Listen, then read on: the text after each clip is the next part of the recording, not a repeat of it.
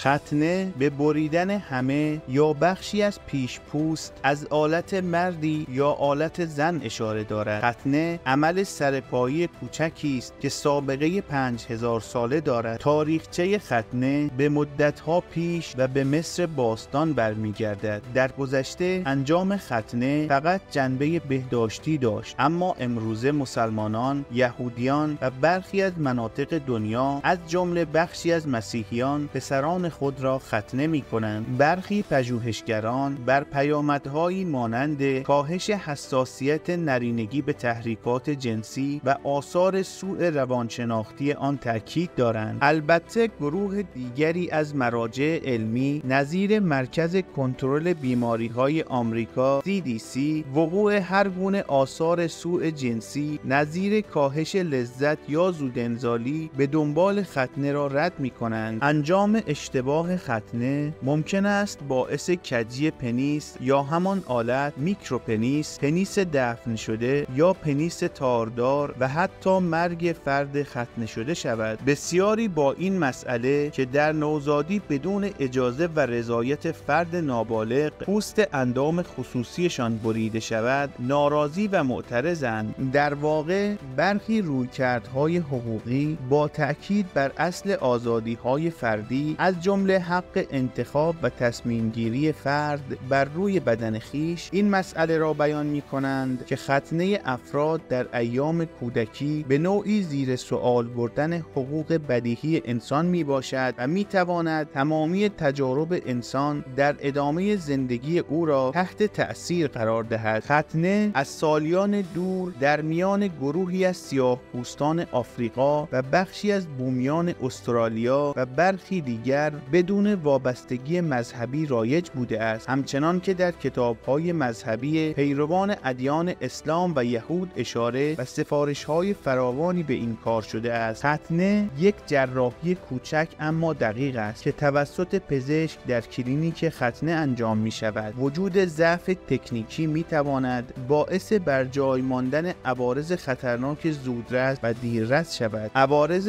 زودرس شامل احتمال خونریزی، عفونت، احتباس ادراری، هماتوم، ایسکومی، نکروز گلانس و آمپوتاسیون نرینگی میباشد و پیامدهای دیررس شامل ختنه ناکامل، تنگی مها، کم آمدن و زیاد آمدن پره پوست، چرخش نرینگی و گرانوم محل ختنه و غیره میباشد. هرچند که در صورت مهارت پزشک احتمال بروز عوارض بسیار کم است. به هنگام ختنه میتوان لگام نرینگی را هم برید که به این کار لگامبری گفته می شود. ختنه واژه‌ای عربی و به معنای بریدن است. به مرد یا زنی که آلت تناسلی او ختنه نشده باشد اصطلاحاً در عوام نامختون گفته می شود. ختنه در مصر باستان مرسوم بوده است. بعدها به دستور ابراهیم پیامبر همه مردان بنی اسرائیل ختنه شدند. ختنه در ادیان یهودیت و اسلام واجب شد و از اصول تعیین کننده در اهل دین یا قوم بودن گردید. در ایران به صورت سنتی پسرها را در خردسالی ختنه می کنند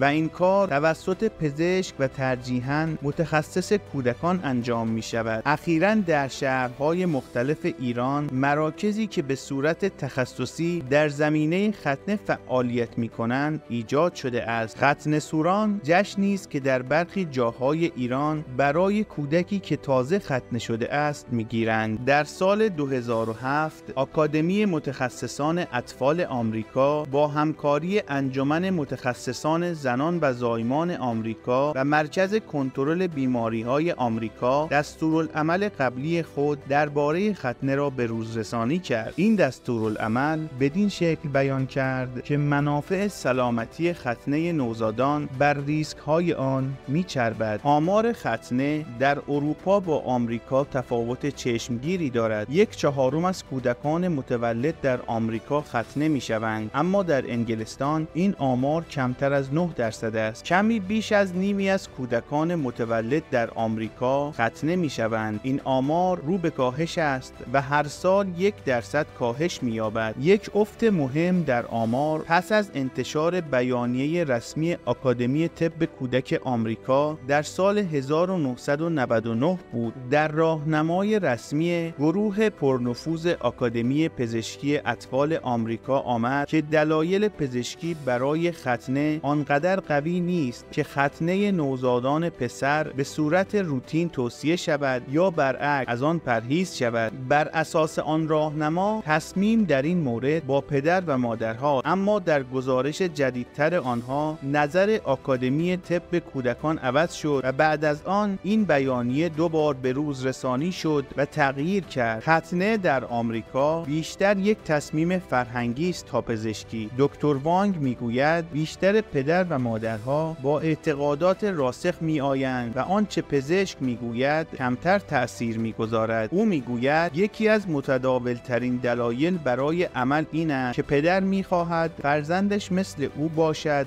یا نگران است که فرزند در صورتی که ختنه نشود مورد تمسخر قرار گیرد. رواج ختنه در برخی ایالات آمریکا حدوداً از ابتدای قرن 20 شروع شد و در دهه 50 میلادی به اوج خود یعنی به 90% رسید. از ترغیب کنندگان میتوان به آبراهام ویلبارست، جان هاروی کلوگ، هیرام یلن، ادگار شوئن و بنجامین اسپاگ اشاره کرد. استدلال بنجامین اسپاگ در کتابش ابتدا این بود که تفاوت کودکان با سایر کودکان در یک محله ممکن است منجر به دشواری اجتماعی برای آنها شود، اما نظر وی بعدها در دهه 80 برگشت. ال.ای. هولت نویسنده کتاب‌های مرجع دانشگاهی در دهه 30 موافق ختنه مردان و زنان بود. در آمریکا ختنه زنان تا زمان 1996 غیرقانونی نبود. توماس ویزول هم در این مورد مقالاتی منتشر کرد که به آنها انتقاد جدی وارد شده.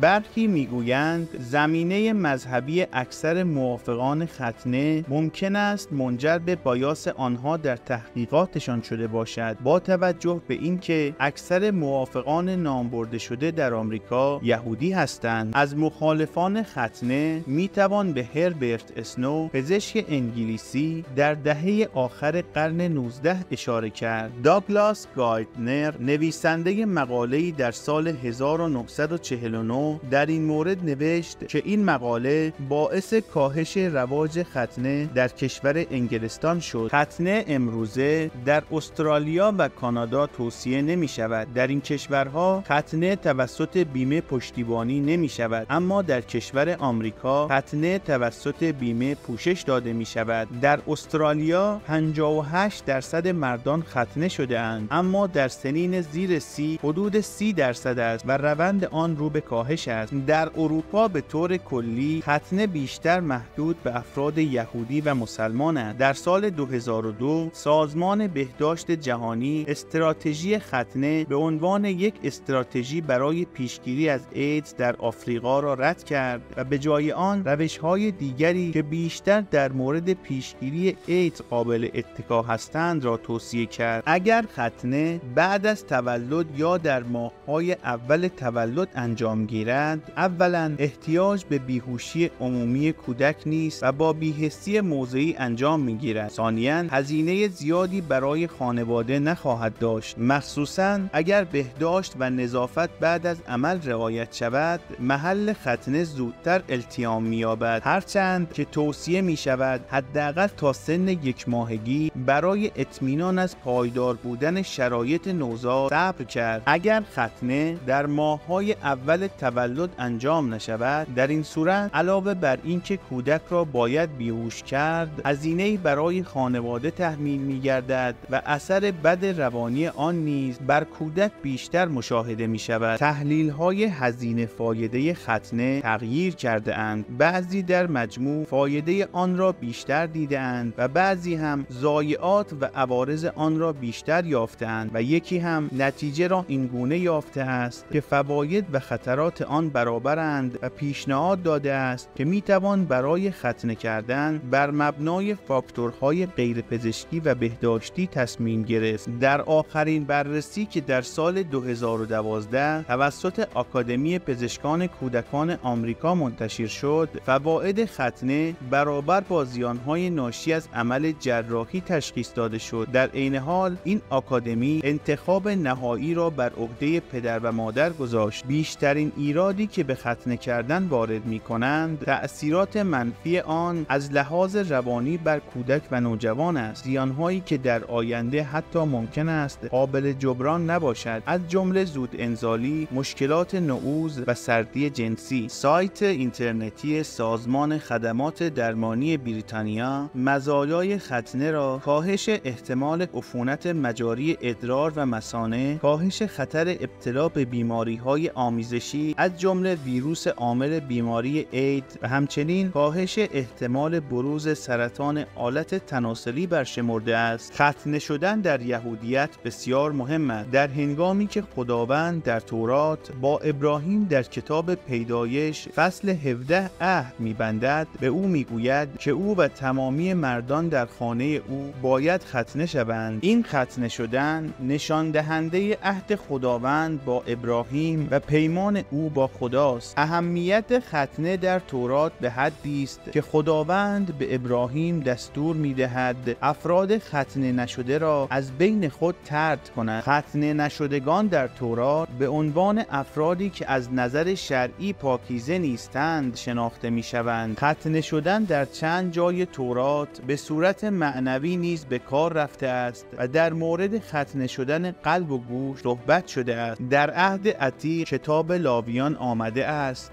در روز هشتم پوست آلت تناسلی باید ختنه شود. از این رو تمامی فرزندان مذکر یهودی بر اساس دستور خداوند در روز هشتم ختنه می شوند. این عمل توسط فردی به نام موهل انجام می شود و مراسم آن بریت میلا نام دارد. بر اساس شرع یهودی غیر یهودیان نیاز به ختنه شدن ندارند و تنها لازم است از قوانین هفتگانه نوح پیروی کنند. امروزه بیشتر مسیحیان نسبت به ختنه شدن بی تفاوت هستند و نه آن را توصیه کرده و نه ممنوع می کنند. در ابتدای مسیحیت بحث زیادی در مورد ختنه شدن وجود داشت. در شورای اورشلیم در سال 50 میلادی تصمیم گرفته شد که غیر یهودیان نیازمند ختنه شدن و تبعیت از قوانین یهودی نیستند. شرح این ماجرا در کتاب اعمال رسولان آمده است. در قرآن به ختنه تصریح مستقیم نشده است، اما به صورت غیر مستقیم به عنوان پیروی از سنت ابراهیم ذکر شده است و بعداً در احادیث به آن تصریح شده است. شیعیان، شافعیان و حنبلیان ختنه مردان را واجب می‌دانند، در مقابل حنفیان و مالکیان که اکثریت مسلمانان را تشکیل می‌دهند ختنه مردان را واجب نمی‌دانند و ختنه را مستحب می‌دانند. حنفیان و مالکیان کارهایی چون امامت جماعت را برای شخص ختنه نشده درست و شهادت دادن او را پذیرفتنی دانستند. در اسلام معمولاً ختنه شدن در سنین بالاتری نسبت به یهودیت که در آن ختنه شدن در روز هشتم انجام می شود صورت می گیرد. در ایران معمولاً ختنه در هفته‌های نخست پس از تولد صورت می گیرد و تا زمان بلوغ تمامی مردان مسلمان باید ختنه شوند. در فقه شیعه ختنه پسران واجب ذکر شده است و انجام آن شرط صحت طواف حج یا عمره می باشد.